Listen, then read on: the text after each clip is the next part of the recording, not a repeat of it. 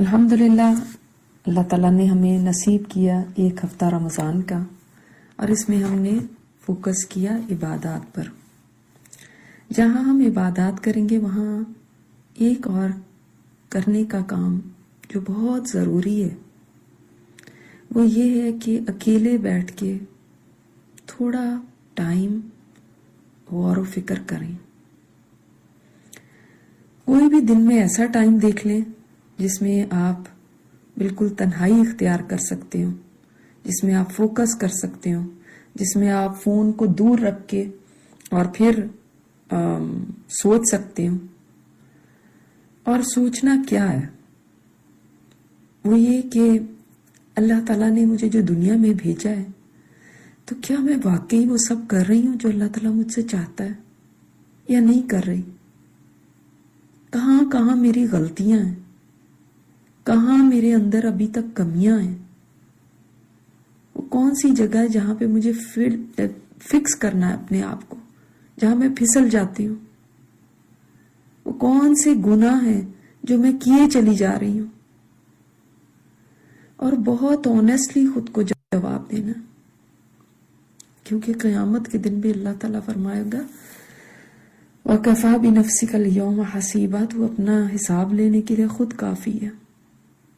انسان اپنے آپ کو خود سب سے زیادہ جانتا ہے، تو پہلے تو فگر آؤٹ کرے نا کہ کہاں کہاں میرے اندر خرابی ہے۔ ساری دنیا کو اس وقت بھول جائیں، لوگ کیا کرتے ہیں، کیا کہتے ہیں، اگر میں یہ گناہ چھوڑوں گی تو کیا ہوگا، جسٹیفیکیشنز دینا، سب چیز چھوڑ دیں۔ پہلے تو اپنے ذہن میں لے کر آئیں وہ تمام گناہ جن کو کرتے جا رہے ہیں یا کبھی چھوڑنے کا سوچا لیکن چھوڑ نہیں سکے، اور کرتے کرتے اب تک عادی ہو چکے ہیں، تو اب وہ ٹائم ہے کہ ہم اپنے آپ سے کہیں کہ بس اب بہت ہو چکی، کیا اسی طرح گناہوں میں مر جانا ہے یا خود کو فکس کرنا ہے، سدھارنا ہے؟ اور یہ کبھی نہ کہیں کہ بڑھاپے میں جا کے میں گناہ چھوڑ دوں گی۔ میں نے بہت سے بوڑھے لوگوں کو بھی دیکھا ہے کہ جو اپنی زندگی میں ساری زندگی انہیں گناہوں میں پڑے رہے، اور بڑھاپے میں بھی آ کے اسی ڈگر پہ چل رہے ہوتے ہیں۔ پھر دیکھیں کہ کن مجالس میں بیٹھ کے پھسل جاتی ہوں، کون سی ایسی کمپنی ہے جس کی وجہ سے میں یہ گناہ کر رہی ہوں، کیا ہیں وہ ٹیمپٹیشنز جن پہ آ کے میں بے بس ہو جاتی ہوں، کون سی وہ اٹریکشنز ہیں۔ یاد رکھیے اس دنیا میں ہر جگہ سلپری ہے، کوئی کہیں پھسل جاتا ہے، کوئی کہیں، مگر یہی تو ہمارا امتحان ہے کہ ہم نے خود کو بچا بچا کے چلنا ہے، اور یہی تو تقویٰ ہے کہ میں بچ جاؤں، میں گزر جاؤں زندگی کے اس پل صراط سے حتیٰ کہ موت آ جائے۔ امام مالک کو جب موت کا وقت قریب آیا تھا تو فرمانے لگے نہیں نہیں، تو بیٹے نے پوچھا جب تھوڑا افاقہ ہوا کہ کیا بات ہے، میں آپ کو کلمے کی تلقین کر رہا ہوں اور آپ کہہ رہے ہیں نہیں نہیں نہیں نہیں۔ کہنے لگے شیطان میرے پاس آیا تھا اور وہ اپنی انگلیاں چبا رہا تھا اور کہہ رہا تھا اے مالک تو بچ گیا مجھ سے، تو میں کہہ رہا تھا نہیں نہیں نہیں نہیں، ابھی نہیں بچا۔ یعنی انسان جب تک اس کو موت نہ آ جائے وہ بچا ہوا نہیں ہے شیطان کے حملوں سے، بلکہ زندگی بھر تو شیطان انسان کو غلط راستوں پر لگاتا ہے، موت کے وقت تو اور زیادہ اس میں تیزی کرتا ہے، کیونکہ وہ جانتا ہے کہ اگر اس وقت یہ بندہ میرے ہاتھ سے چلا گیا، اس کو موت آ گئی تو بس معاملہ ختم، اس لیے وہ ڈیسپریٹ ہو جاتا ہے۔ حدیث میں آتا ہے کہ شیطان تو موت کے وقت تو انسان کے ماتھے پر بیٹھ جاتا ہے اور کہتا ہے اکفر باللہ، اللہ کا کفر کر، اللہ کا کفر کر، تاکہ انسان کسی طرح کلمہ کفر کہہ دے تو اس کا کام بن گیا. پھر تو اس کے بعد جتنے بھی اس نے نیکیاں کی میاں آخری دم پہ آ کے اگر اس نے کفر کر دیا تو سب غارت ہو گیا. تو شیطان انسان کے پیچھے پڑا ہوا اس کو جہنم میں لے جا کے دم لے. لیکن ہم کیا اتنے پاگل ہیں کہ ہم پھر بھی اپنی زندگی کو اس کے کہنے پہ آگ لگا رہے ہیں. خود سوچیں، ایک کمپنی ہے اس کی ساری دنیا میں شہرت ہے کہ یہ فراڈ ہے، یہ لوگوں کے پیسے کھا جاتے ہیں، اور اس کے بارے میں آپ نے بہت سنا ہے، کئی لوگوں نے آپ کو وارن کیا. پھر بھی اگر ہم جا کے اپنی پوری زندگی کی جمع پونجی اسی میں انویسٹ کر دیں تو قصور کس کا ہوگا؟ یہی حال شیطان کے راستے پر چلنے کا ہے کہ اس نے تو کام پکڑ لیا کہ لوگوں کو جہنم تک لے جائے گا. اول دن سے اس نے کہہ دیا. کتنی بار قرآن پاک میں اللہ تعالیٰ نے شیطان کی اس بات کو بتایا ہے اور فرمایا کہ وہ عدو مبین ہے، کھلا دشمن ہے. پھر بھی ہم اس کے پیچھے چلیں تو پھر کون ہمارا کچھ سدھار سکتا ہے؟ شیطان ہر اس بات کے اپوزٹ لے کر جاتا ہے جو اللہ تعالیٰ نے حکم دیا، اور ہم اللہ تعالیٰ کے حکموں کو توڑ دیتے ہیں اور توڑتے چلے جاتے ہیں. اور یہی تو اس کا ایجنڈا ہے. تو ہماری تو یہ دعا ہونی چاہیے سجدوں میں جا کے. اسلاف جو تھے نا، ہمارے پہلے لوگ، نیک لوگ گزرے، وہ سجدوں میں دعا کیا کرتے تھے، اور بہت آسان دعا ہے. اللہم، اے اللہ، انی اسألک، میں تجھ سے سوال کرتا ہوں حسن الخاتمہ، اچھے خاتمے کی، کہ یعنی یہ نہ ہو کہ موت کے وقت مجھے شیطان بہکا دے. اللہ تعالیٰ میرا خاتمہ بالخیر کرنا، خیر پہ میرا خاتمہ ہو. دوسری وہ دعا یہ کرتے تھے، اللہم ارزقنی توبۃ نصوح قبل الموت، اے اللہ مجھے توفیق دینا توبۃ النصوح کی، سچی توبہ کی، موت سے پہلے. اور تیسری دعا وہ کرتے تھے، یا مقلب القلوب ثبت قلبی علی دینک. تو یہ وہ دعائیں کیا کرتے تھے، اس لیے کہ یہ زندگی بڑی قیمتی ہے. اس سے ہمیں ایک ایسے جہان میں جانا ہے جہاں پر کوئی ہیلپ نہیں ہوگی. اگر یہاں پہ ہم میس اپ کر گئے، غلط کر گئے، تو اس کو فکس کرنے کا پھر چانس نہیں ہوگا. اسی لیے آپ دیکھیں اللہ تعالیٰ ہمیں اتنی انسینٹو دیتا ہے، اتنی دفعہ ہمیں بتاتا ہے قرآن پاک میں توبہ کی بارے میں کہ توبہ کر لو، اللہ کی طرف پلٹ آؤ، بھاگ آؤ اللہ کی طرف. وہ انسان ریئلائز نہیں کرتا، کیونکہ یا تو وہ گناہ چھوڑنے کا دل نہیں کرتا، یا خود کو جسٹیفیکیشنز دیتا جاتا ہے، صفائیاں پیش کرتا جاتا ہے، نہیں میں تو ایسے، فلاں بھی کرتا ہے، اس کو بھی ایسے، میں کیسے چھوڑ دوں، یہ ہو جائے گا، وہ ہو جائے گا، میری مجبوری، میرا یہ. لیکن اس رمضان میں ہم سیریسلی سوچیں گے کہ انف از انف ناؤ، اب بس کہیں تو بریک لگے. اور اگر نہیں دل کرتا نا گناہ چھوڑنے کا، تھوڑی دیر کے لیے یاد کریں کہ جب حشر کا میدان ہوگا اور وہاں پر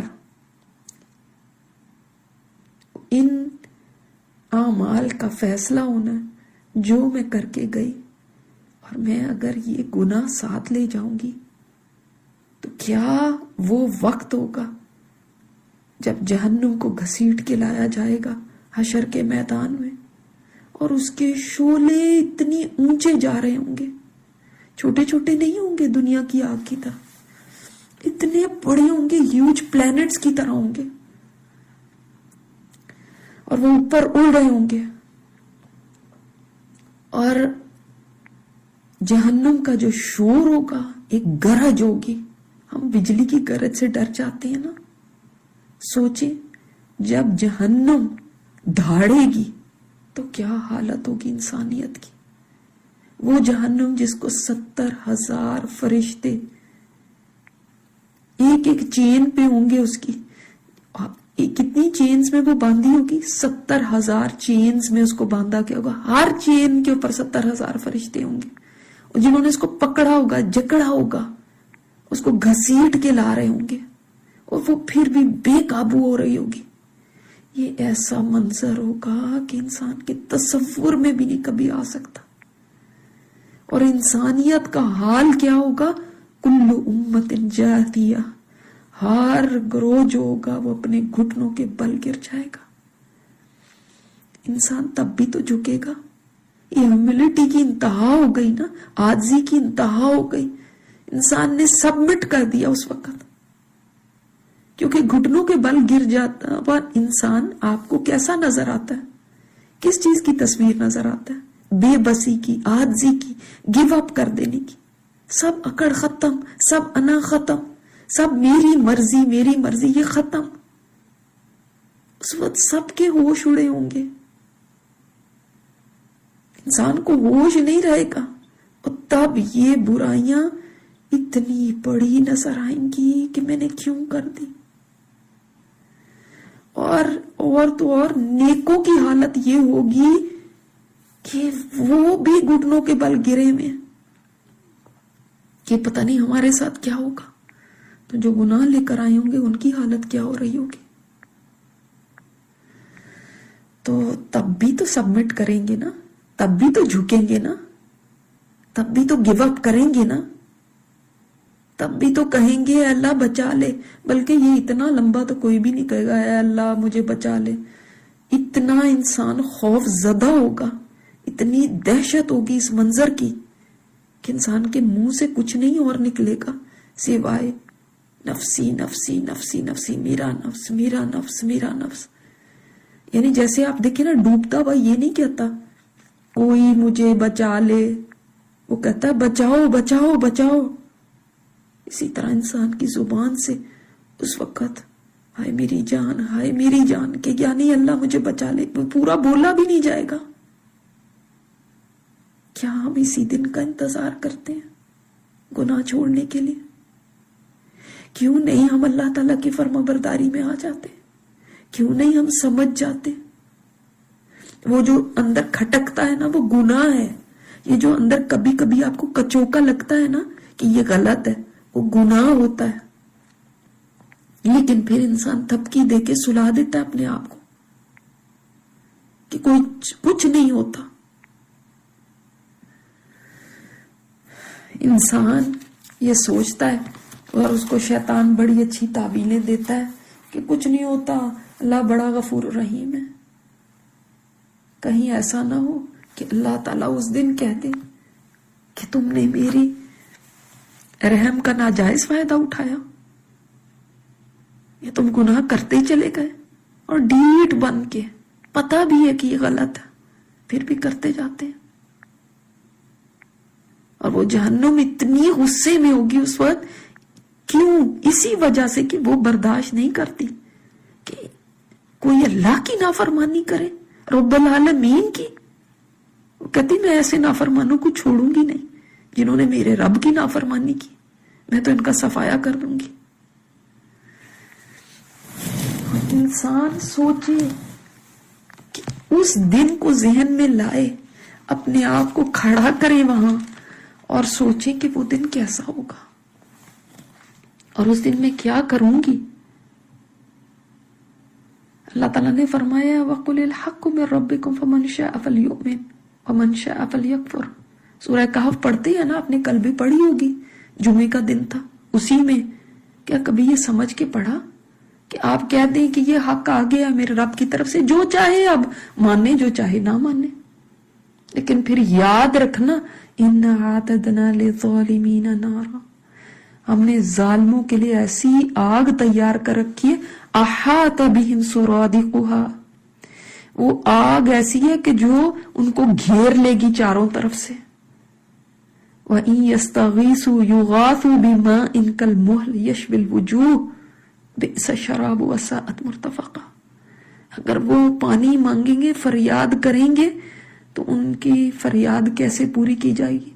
اس پانی سے جو تیل کی تلچھٹ کی طرح جو چہروں کو بھون دے گا، بڑا ہی برا پانی ہے، وہ بڑی بری آرام گاہ ہے. جس کو رب کہہ دینا الذی یصلی النار الکبری، نار کبریٰ جس کو رب کہہ دے، کتنی بڑی آگ ہوگی. آپ امیجن کریں، ایک بچہ اگر کہتا ہے نا بڑی آگ لگی ہوئی ہے، تو وہ اس کی سوچ ہے، جتنی اس کی ذہن ہے وہ اس کے مطابق کہہ رہا ہے. تو آپ بہت بھی سوچیں گے تو کتنی بڑی، اچھا بھائی ایک کمرے جتنی ہوگی. کوئی بڑا آدمی کہتے بہت بڑی آگ ہے تو آپ کہیں گے ہاں واقعی پھر بڑی ہوگی، ایڈلٹ کوئی کہہ رہا ہے. کوئی فرشتہ کہے تو اس کے مطابق، لیکن رب العالمین کہتے تو سوچیں بھی وہ کتنی بڑی آگ ہوگی. اور یات الموت من کل مکان، موت ان کو ہر طرف سے آ رہی ہوگی.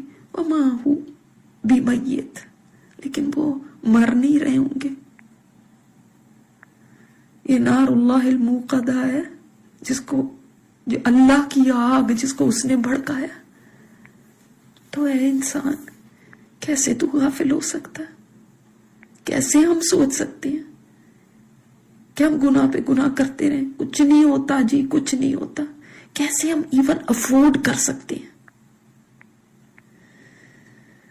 اور یاد رکھیے، اللہ تعالیٰ کی کوئی مجبوری نہیں ہے کہ اس نے معاف کرنا ہی ہے، بلکہ قرآن بار بار کہتا ہے وہ جس کو چاہے معاف کرے، جس کو چاہے پکڑ لے. چاہے تو کسی کی چھوٹی سی چیز کو پکڑ لے، چاہے تو کسی کے بڑے گناہ کو معاف کر دے. لیکن انسان بے خوف تو نہ ہو.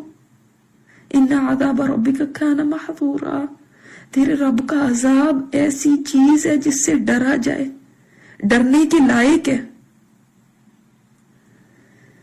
میں اکثر یہ باتیں نہیں کرنا چاہتی اس لیے کہ لوگ بڑے پریشان ہو جاتے ہیں، کہتے ہیں جی ہمیں ڈرائیں نہیں. مگر ہمیشہ میٹھی میٹھی گولیاں کام نہیں دیتی، کبھی تو ڈرنا ضروری ہے. اور یہ جو خوف ہے نا، یہ بھی بڑی نعمت ہے، اس لیے کہ جس کو یہ خوف لگ جائے نا، پھر وہ اللہ کے آگے روتا ہے، پھر وہ اپنے گناہوں کی معافی چاہتا ہے، پھر وہ کہتا ہے اللہ مجھے اس آگ میں نہ کبھی ڈالنا.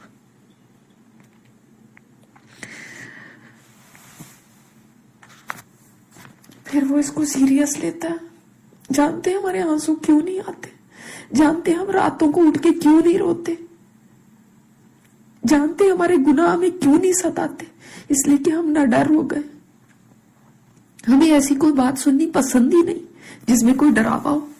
ہم کمفرٹیبل ہیں اور کمفرٹیبل رہنا چاہتے ہیں. ہم ذرا بھی بے چینی یا پریشانی نہیں چاہتے کہ ہمارے گناہوں کی وجہ سے ہمیں کوئی پریشانی ہو. جبکہ ایک صحابی تھے، جہنم کے خوف کی وجہ سے جانتے ان کا جگر پھٹ گیا، لیور پھٹ گیا تھا. تو وہ اتنا خوف کھاتے تھے، لیکن ان کے تو نیکیاں کتنی تھی، ہمارے پاس تو واقعی اتنے گناہ ہیں کہ ہمیں رونا چاہیے کہ اللہ تعالیٰ ہمیں معاف کرتے، ورنہ جہنم تو ہم نہیں سہ سکتے. ہماری بھی کبھی آنکھیں پھٹی آنسوؤں سے، حالانکہ ہمارے گناہ ان سے کہیں زیادہ ہیں. اللہ تعالیٰ نے تو نیکوں کی یہ صفت بیان کی ہے، ان کی یہ کوالٹی ہوتی ہے کہ اپنے رب کے عذابوں سے ڈرتے ہیں. کیونکہ حسن بصری بھی فرماتے ہیں کہ مومن جو ہے وہ نفاق سے ڈرتا ہے، منافق جو ہے وہ ریلیکس رہتا ہے، اس کو نہیں فکر ہوتی. تو اللہ کے عذابوں سے ڈرنا چاہیے. دنیا کی آگ میں انگلی ڈال کے دیکھے، تھوڑی دیر کے لیے بھی انسان نہیں ڈال سکتا.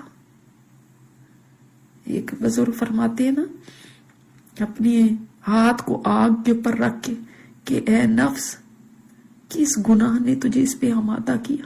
یعنی وہ کون سی چیز ہے جس کی وجہ سے آپ یہ کہہ دیں کہ ہاں میں آگ برداشت کر لوں گی لیکن میں یہ گناہ نہیں چھوڑ سکتی.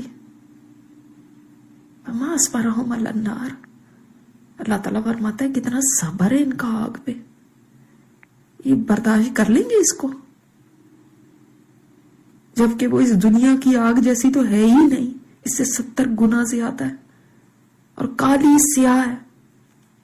اور یہ جسم بھی یہ نارمل نہیں ہوں گے، اتنا بڑا جسم ہوگا، اتنا بڑا، تاکہ جتنا بڑا جسم ہوگا اتنی تکلیف زیادہ. اس سے اندازہ کر لیں کہ ایک داڑھ احد پہاڑ کے برابر ہوگی تو باقی جسم کتنا بڑا ہوگا. تو ہم نے یہ فیصلہ کرنا ہے اس رمضان میں کہ کیا اسی طرح رہنا ہے تو چلتے رہے، مگر پھر نہ کہنا کسی نے بتایا نہیں تھا. اور یا پھر ہم نے اپنے آپ کو بدلنا ہے، ہوش کرنا ہے. کیا ہو گیا ہماری عقلوں کو؟ ہماری مت ماری بھی ہے کہ ہم نے نافرمانیوں پہ کمر باندھی بھی اور احساس ہی نہیں ہے. ہمارے پاس کتنا اچھا چانس ہے کہ ان راتوں میں اللہ تعالیٰ جہنم سے آزاد کرتا ہے لوگوں کو. افطار کے بعد دعائیں قبول ہوتی ہیں، تو ہم اللہ تعالیٰ سے مانگے جہنم سے آزادی. یہ بتائیں ہم کتنا روتے ہیں جہنم کا سوچ کے، کتنا روتے ہیں یہ کہتے ہوئے اللہم اجرنا من النار. کتنا رونا آتا ہے. دنیا کی فکروں پہ تو آتا ہے، دنیا کی پریشانیاں ہوتی ہیں، بچے کو نوکری نہیں ملی، بیٹی کی شادی نہیں ہوئی، ان چیزوں کے اوپر بڑا رونا آتا ہے. ہسبینڈ نے کچھ کہہ دیا، بہت ہرٹ ہو گئے. لیکن کیا یہ بھی کوئی چیزیں ہیں جن کے اوپر انسان دکھی ہو؟ اس سے بہت بڑا مسئلہ ہے ہمارے آگے جس کی ہمیں فکر کرنی ہے اور جس کے لیے ہمیں آج بخشش مانگنی ہے اور جس کے لیے ہمیں اپنی زندگی کو بدلنا ہے. تو اللہ تعالیٰ نے ہمیں ابھی چانس دیا ہوا ہے، ابھی ہم زندہ ہیں. میں نے آپ کو پہلے بھی بتایا تھا، ابن جوزی فرماتے ہیں کہ اگر قبر والوں کو پوچھا جائے کہ ان کی کیا خواہش ہے تو وہ 1 دن رمضان کا مانگیں گے، صرف 1 دن. اور ہمیں ملے میں یہ دن بڑے قیمتی ہیں. ان میں بخشش مانگے، ان میں اللہ تعالیٰ کے آگے روئیں، ان میں اللہ تعالیٰ کو منانے کی کوشش کریں، ان میں ارادہ کر لیں کہ میں نے گناہ چھوڑنے ہیں. جو ہر ایک کی اپنی اپنی کچھ ویکنیسز ہو سکتی ہیں، ہر ایک کی اپنے گناہ ہو سکتے ہیں. اپنے اپنے گناہوں کو سوچیں، ہم دوسروں کے نہیں، اپنے آپ پہ صرف فوکس کریں. آج کی جو دعا ہے وہ بھی اسی سے ریلیٹڈ ہے، اور وہ آپ صلی اللہ علیہ وسلم نے صحابہ کو سکھائی تھی کہ جب تشہد میں بیٹھتے ہیں آپ درود شریف پڑھ لیتے ہیں تو جو دعائیں مانگنی ہیں ان میں ایک یہ دعا آپ صلی اللہ علیہ وسلم نے صحابہ کو سکھائی. دعا میں بڑی عاجزی ہے اور اعتراف ہے اپنے گناہوں کا. اللہم انی ظلمت نفسی ظلما کثیرا، اے اللہ میں نے اپنی جان پہ بڑا ہی ظلم کیا، بہت زیادہ. کیونکہ گناہ جو ہے وہ اپنی جان پہ ظلم ہے، کسی اور کے ساتھ نہیں آپ برا کرتے، اپنے ساتھ کر رہے. وَلَا يَغْفِرُ الذُّنُوبَ إِلَّا أَنْتَ، اے اللہ تیرے سوا تو کوئی بخش نہیں سکتا. فَاغْفِرْ لِي، اے اللہ مجھے بخش دے. مغفرۃ من عندک، اپنی طرف سے مجھے بخشش دے دے. وَارْحَمْنِي، اے اللہ مجھ پہ رحم کر دے. إِنَّكَ أَنْتَ الْغَفُورُ الرَّحِيمُ، بے شک کہ تو بہت معاف کرنے والا، بہت رحم کرنے والا. کبھی اللہ تعالیٰ کی رحمت کا ناجائز فائدہ نہ اٹھائیے. توبہ کرنے والے کے اوپر اللہ تعالیٰ غفور الرحیم ہے. یہ نہیں کہ توبہ ہی نہ کرے, اللہ کی طرف پلٹے ہی نہیں اور بس یہ کہتے رہے وہ غفور الرحیم ہے, اس کے اوپر تو لازم ہی ہے کہ وہ مجھے معاف کرے. نہیں. اور آج کا جو ذکر ہے نا وہ بھی ایسا ہے کہ اگر آپ اس ذکر کو 100 دفعہ کر لیں گے تو اس سے بھی گناہ مٹتے ہیں. آپ صلی اللہ علیہ وسلم نے فرمایا اتنے گناہ چاہے سمندر کی جھاگ کے برابر ہی کیوں نہ ہو, وہ مٹ جاتے ہیں اس ذکر سے. اور ذکر بہت آسان ہے. اور ذکر کیا ہے؟ سبحان اللہ و بحمدہ. بس 3 اس میں ورڈز ہیں, سبحان اللہ و بحمدہ. تو انشاءاللہ تعالی اس ذکر کو بھی کرنا ہے تاکہ اللہ تعالی ہمارے گناہوں کو بخش دے. ہر دعا, ہر وہ التجا جو دل سے نکلی ہوئی اللہ تعالی اس کو قبول فرماتا ہے. انشاءاللہ تعالی ہم نے اس ویکینڈ پہ اس دنوں کے اندر ایسا وقت نکال کے اور بیٹھنا ہے اور انشاءاللہ تعالی اپنے گناہوں کو سوچنا ہے اور توبہ کرنی ہے, پلٹ آنا ہے. کیونکہ جیسے میں نے آپ کو پہلے کہا اور دوبارہ یاد کراتی ہوں کہ کشتی مضبوط باندھ لیں, سمندر بڑے ہی طوفانی ہے. عمل بہت سارا کر لیں کیونکہ سفر بہت لمبا ہے, بڑے مرحلے ہیں.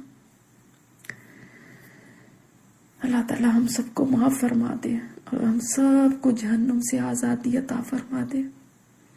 جتنے سننے والے ہیں اور جتنے جہاں تک آواز پہنچ رہی ہے, اللہ تعالیٰ سب کو جہنم سے آزادی دیتے اور ہمارے خاندانوں کو بھی اور کل مومن مردوں کو اور مومن عورتوں کو. سبحانک اللہم و بحمدک نشہد ان لا الہ الا انت نستغفرک و نتوب الیک. السلام علیکم و رحمۃ اللہ وبرکاتہ.